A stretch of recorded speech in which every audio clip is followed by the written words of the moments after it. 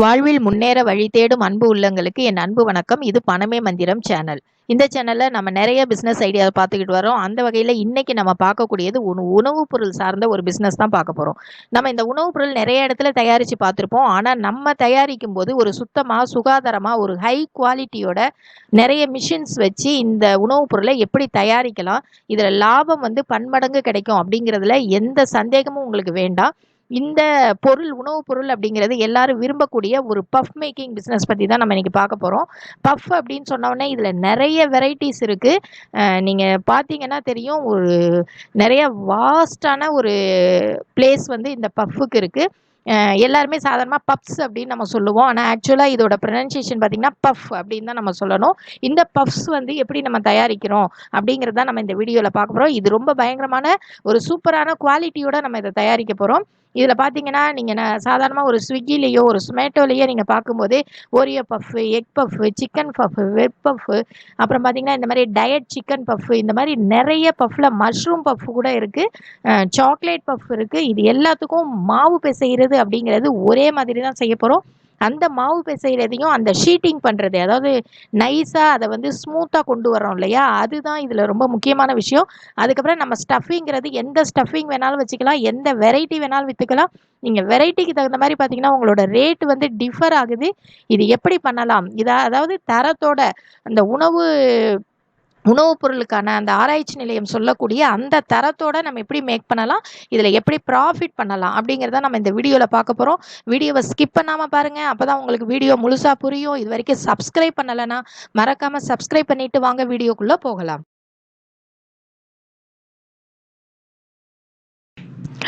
இப்போது இந்த puff make பண்ணுறதுக்கு என்னென்ன ரா மெட்டீரியல்ஸ் வேணும் அப்படின்னு சொல்லிட்டு பார்க்கலாம். நம்ம இந்த வீடியோட கடைசியில் நம்ம என்ன செய்ய போகிறோம்னா, இது எப்படி செய்யலாம் அப்படிங்கிறதுக்கான டெமோ வீடியோவும் நம்ம பார்க்க போகிறோம். ஓகேங்களா? இப்போ ரா மெட்டீரியல்ஸ் என்னன்னு பாருங்கள். மூலப்பொருளுங்கிறது கோதுமை மாவு, பஃப் ஃபேட் அப்படின்னு விற்கும், அது வாங்கிக்கணும். நெக்ஸ்ட்டு பார்த்தீங்கன்னா சுகர், சால்ட்டு, அப்புறம் பார்த்தீங்கன்னா வாட்டர், இவ்வளோ தான் நமக்கு வேணும். இது மட்டுமே ரா மெட்டீரியல் போதும். நீங்கள் பாருங்கள், இந்த ரா மெட்டீரியலுக்கு என்ன செலவாகும்னு நினைக்கிறீங்க? ரொம்ப கம்மி விலையில் தான் நம்ம இதை என்ன செய்ய போகிறோம், வாங்க போகிறோம். எல்லாமே மொத்தமாக பர்ச்சேஸ் பண்ணிக்கோங்க, அப்போ தான் உங்களுக்கு ரேட்டு ரொம்ப குறையும். 50 கிலோ 100 கிலோ அப்படின்னு சொல்லி கோதுமை மாவெல்லாம் நீங்கள் மொத்தமாக வாங்கி வச்சுக்கோங்க. நெக்ஸ்ட்டு ஸ்டஃபிங் பண்ணுறதுக்கு என்னென்ன வேணும், இது நீங்கள் அன்னன்னைக்கு வாங்குற மாதிரி இருக்கும்.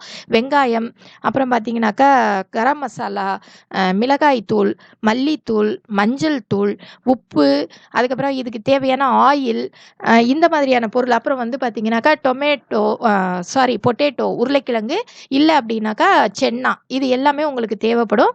இந்த உருளைக்கிழங்கு, சென்னா இதெல்லாம் நீங்கள் வேக வச்சு அதுக்கப்புறம் இது எல்லாத்தையும் எண்ணெயில் நீங்கள் ஃப்ரை பண்ணி நீங்கள் என்ன செஞ்சுக்கணும், ஸ்டஃபிங் மேக் பண்ணிக்கணும். இந்த ஸ்டஃபிங் மேக் பண்ணுறது நிறைய லேடிஸ்க்கு வீட்டில் எல்லாருக்குமே தெரியும். அதனால் ரொம்ப ஈஸியாக நீங்கள் மேக் பண்ணிக்கலாம். நீங்கள் முட்டை பப்ஸ் பண்ணுறீங்கன்னா அதுக்கு தகுந்த மாதிரி நீங்கள் என்ன செஞ்சுக்கலாம், அந்த பொருளை நீங்கள் மாற்றிக்கலாம். இதில் என்ன பப்ஸ் பண்ணுறீங்களோ அதுக்கு தகுந்த மாதிரி ரா மெட்டீரியல் நீங்கள் என்ன செஞ்சுக்கணும், ஸ்டஃபிங்க்கு மாற்றிக்கணும். இப்போ நெக்ஸ்ட் பாருங்கள், இப்போ என்ன அளவில் நமக்கு வேணும் அது ரொம்ப முக்கியம் இல்லையா. அப்போ கோதுமை மாவு அப்படிங்கிறது நீங்கள் 1 கிலோ எடுத்துக்கிறீங்க அப்படிங்கும்போது இந்த பஃப் ஃபேட் உங்களுக்கு 550 கிராம் வேணும். அதை நீங்கள் ரெண்டாக பிரிச்சுக்கணும். 500 கிராமாவும் 550 கிராமாவும் 500 கிராமாவும் நீங்கள் என்ன செஞ்சுக்கணும், பிரிச்சுக்கணும். அதே மாதிரி சர்க்கரைங்கிறது ஒரு 52 கிராம், உப்பு ஒரு 22 கிராம், வாட்டர் தேவையான அளவு. இது மாவு பிசைகிறதுக்கு. இந்த சுகர்லாம் எதுக்கு போடுறோம் அப்படின்னாக்கா, மாவு நல்லா சாஃப்டாக வரதுக்காக சுகர் போடுறோம். அப்போ நம்ம மாவு பிசையும் போது ஒரு 50 கிராம் மட்டும்தான் பஃப் ஃபேட் போட போகிறோம். 500 கிராம் நம்ம தனியாக எடுத்து வச்சு ஷீட்டிங் பண்ணும்போது என்ன செய்வோம், போடுவோம். இப்போ எப்படி நம்ம நியூ டெக்னாலஜி படி தயாரிக்கலாம்னு பார்க்கலாம். இப்போ பாருங்கள், அந்த மிக்சர் இருக்குது. அந்த மிக்சர் மிஷினுக்குள்ளே நம்ம என்ன செய்கிறோம், தேவையான பொருள் எல்லாத்தையும் போடுறோம். ஏற்கனவே சொன்னது தான் கோதுமை மாவு, சுகர் அதாவது சர்க்கரை, உப்பு, அதுக்கப்புறம் அந்த பேஸ்ட்டு. என்ன பேஸ்ட்டுனா பஃப் ஃபேட் அப்படின்னு சொல்கிறோம் இல்லையா, அதில் 50 கிராம் மட்டும் போடுறோம். போட்டு என்ன செய்யுது, அந்த மிக்சர் கிரைண்டரில் நல்லா அரைச்சி மாவாக நமக்கு வந்துடுது. அதை எடுத்து மேனுவலாக நம்ம என்ன செய்கிறோம், அதை இழுக்கிறோம். அந்த சப்பாத்தி போடுவோம் இல்லையா, அந்த மாதிரி அதை உருட்டி அது மேலே அந்த பஃப் ஃபேட்டை, மிச்சம் இருக்கிற பஃப் ஃபேட்டை என்ன செய்கிறோம், தடவுறோம். தடவிட்டு இந்த ஓரங்களை நம்ம என்ன செய்கிறோம், மடிக்கிறோம். இப்போ நீங்கள் மேனுவலாக போடுறது பார்த்தீங்கன்னா உங்களுக்கு 8 மில்லிமீட்டர் திக்னஸ் இருக்கும் அதில் பார்த்தீங்கன்னா. இப்போ போட்டுட்டு இதை நல்லா மடித்து விட்டு அதுக்கப்புறம் இது பார்த்தீங்கன்னாக்கா உங்களுக்கு ஷீட்டர் மிஷின். இந்த ஷீட்டர் மிஷினுக்குள்ளே விட்டு இந்த மாவை என்ன செய்கிறோம், நல்லா நீட்டுறோம். நீட்டும் போது தான் உங்களுக்கு ரொம்ப சாஃப்டாக ஸ்மூத்தாக அந்த மாவு வந்து இழை மாதிரி வரும். அதனால இதை என்ன செய்கிறோம், முதல்ல ஹரிசாண்டலாக வச்சு அப்புறம் பார்த்தீங்கன்னா குறுக்கு வாட்டத்தில் வச்சு நீல வாட்டத்தில் வச்சு மாற்றி மாற்றி வச்சு இதில் ஷீட்டரில் 2-3 தடவை இந்த மாதிரி செய்கிறோம். ஒவ்வொரு தடவையும் நம்ம அதில் என்ன செய்யணும், மாவை வந்து தடவி தடவி செய்யணும். அப்போ தான் நமக்கு ஒட்டாமல் இருக்கும். நம்ம வீட்டில் சப்பாத்தி போடுற மாதிரி தான். அதை நம்ம என்ன செய்கிறோம், மிஷினில் பண்ணுறோம். இது வந்து இந்த மாதிரி செஞ்சதுக்கப்புறம் இதை திரும்ப என்ன செய்கிறோம், நல்லா மடிக்கிறோம். மடிச்சுட்டு இதை ஃப்ரீசரில் வைக்கிறோம். ஏன் ஃப்ரீசரில் வைக்கிறோம்னாக்கா இந்த பஃப் ஃபேட் இருக்கு இல்லைங்களா, அது திக்காக இருந்தது என்ன செஞ்சிடும்னா கொஞ்சம் தண்ணி ஆகிடும். அதை வந்து திரும்ப திக்காக்கிறதுக்காக நம்ம ஃப்ரீசரில் வைக்கிறோம். வச்சுட்டு திரும்ப அதை எடுத்து அதே மாதிரி ஷீட்டரில் இன்னும் 2 தடவை தந்து நம்ம இழுக்கும் போது உங்களுக்கு ஒரு 3 மில்லிமீட்டர் திக்னஸோட உங்களுக்கு நல்லா மாவு இழுத்து வரும். அதை வேண்டிய அளவுக்கு நம்ம கட் பண்ணுறோம். கட் பண்ணிவிட்டு நம்ம மசாலா ரெடி பண்ணி வச்சுருக்கோம் இல்லையா ஸ்டஃபிங்க்கு, அந்த ஸ்டஃபிங்கை நம்ம உள்ளே கொடுக்குறோம். உள்ளே கொடுத்து அதை மடிக்கிறோம்.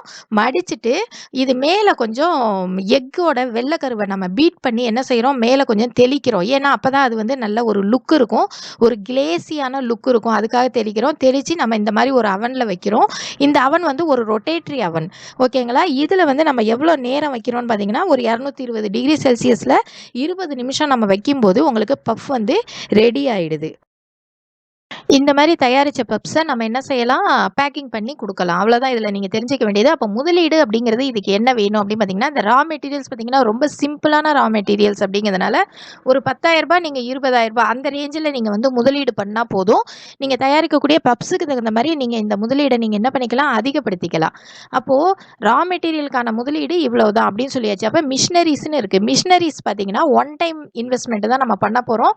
இதில் நமக்கு தேவையானது stainless steel Pacific planetary mixer machine. இது வந்து நம்ம வாங்கிக்கலாம். வாங்கணும் அப்படிங்கும்போது இது வந்து ஒரு 30,000லேருந்து உங்களுக்கு கிடைக்குது. 30,000 மினிமம்னா அதுக்கப்புறம் நீங்கள் போனீங்கன்னா 3.5 லட்சம் வரைக்கும் கூட இருக்குது. நீங்கள் சின்னதாக செய்யும் போது இந்த சின்னதாக இருக்கக்கூடிய நீங்கள் மிஷின் வாங்கிக்கலாம். பெரிய அளவில் பண்ணும்போது இதை விட அதிகமாக உள்ளது நீங்கள் வாங்கிக்கலாம். அது உங்களுடைய விருப்பம் தான். நீங்கள் போய் பார்த்து என்ன செஞ்சுக்க முடியும், வாங்கிக்க முடியும்.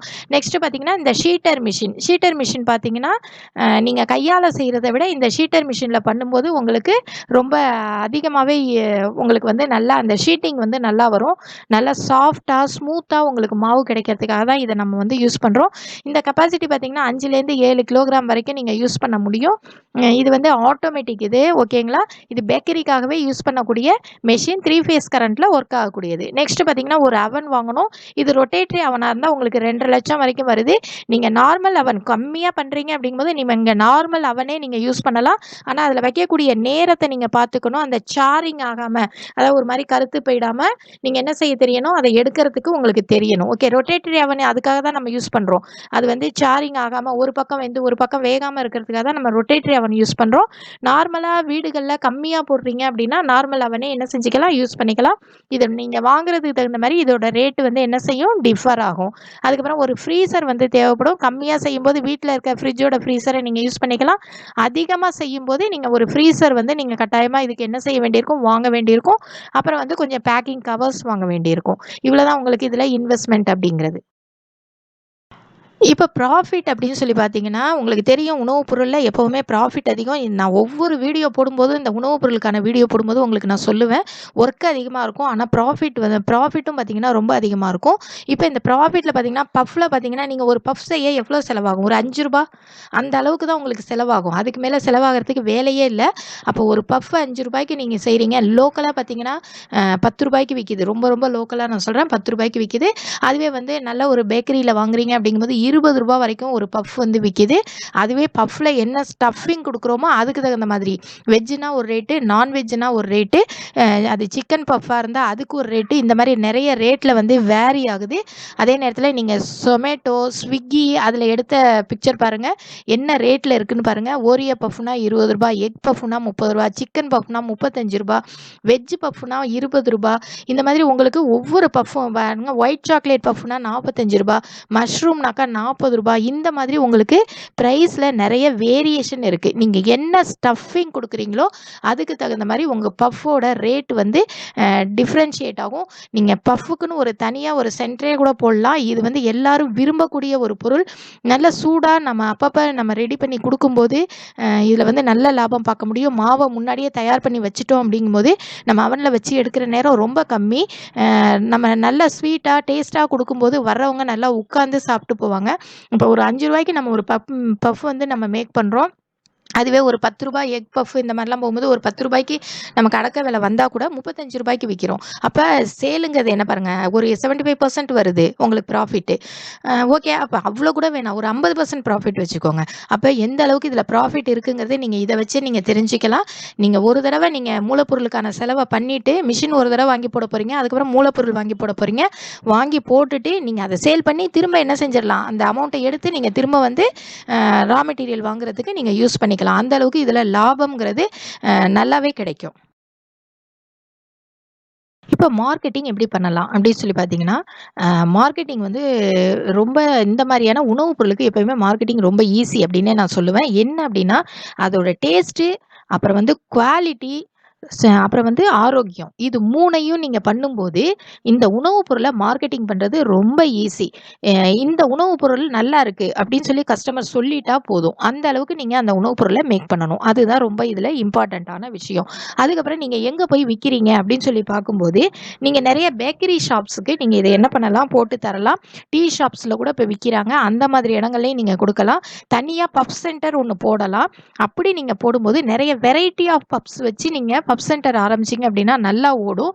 அதோட நீங்க வந்து இந்த மிக்ஸ் பண்ணுறீங்க இல்லையா, அதை சென்னா மசாலா இந்த மாதிரி நீங்கள் வெரைட்டிஸ் வச்சியும் நீங்கள் என்ன செய்யலாம், சேல் பண்ணலாம். இதை விட அதிகமாக நீங்கள் எதில் லாபம் பார்க்கலாம், இந்த ஜொமேட்டோ, ஸ்விக்கி இந்த மாதிரி இதில் நீங்கள் ரிஜிஸ்டர் பண்ணிக்கிட்டு நீங்கள் ஒரு ஆர்டர் கொடுத்து நீங்கள் என்ன செஞ்சுக்கலாம், சேல் பண்ணிக்கலாம். இதுவும் உங்களுக்கு நல்ல சேல் ஆகும். ஓகேங்களா? இந்த மாதிரி நீங்கள் இந்த மார்க்கெட்டிங்கிற விஷயத்தை நீங்கள் டெவலப் பண்ணலாம். சாதாரணமாக ஒரு பொருள் நல்லா இருக்குது, இது வந்து நம்ம நாக்குக்கு சுவையை தருது அப்படின்னாக்கா அந்த பொருளை தேடி எவ்வளவு தூரம் இருந்தாலும் வந்து வாங்கிக்கிட்டு போவாங்க. நீங்க இருக்கிறது ஒரு சிட்டியில நீங்க பண்ணாலும் நீங்க இதை வீட்லயே வச்சு கூட நீங்க பண்ண முடியும். வீட்லயே வச்சு நீங்க பண்ணிட்டீங்க அப்படின்னாக்கா நீங்க எடுத்துக்கொண்டு போய் எங்க வேணாலும் நீங்க சேல் பண்ண முடியும். பக்கத்துல இருக்க கிராமங்களுக்கு, நகரங்களுக்கு எல்லா இடத்துலயும் நீங்க இதை சேல் பண்ண முடியும். எத்தனை டீ ஷாப் இருக்கு பாருங்க, எத்தனை பேக்கரி ஷாப் இருக்கு பாருங்க, எல்லா இடத்துலயும் நீங்க இதை என்ன பண்ணலாம், சேல் பண்ணலாம். இதுல நல்ல லாபமும் நீங்க பார்க்க முடியும். இந்த வீடியோ உங்களுக்கு பிடிச்சிருந்தது அப்படின்னா லைக் பண்ணுங்க, ஷேர் பண்ணுங்க, மறக்காம சப்ஸ்கிரைப் பண்ணுங்க. நெக்ஸ்ட் ஒரு சூப்பரான வீடியோவோட மீட் பண்றேன். தேங்க்ஸ் ஃபார் வாட்சிங்.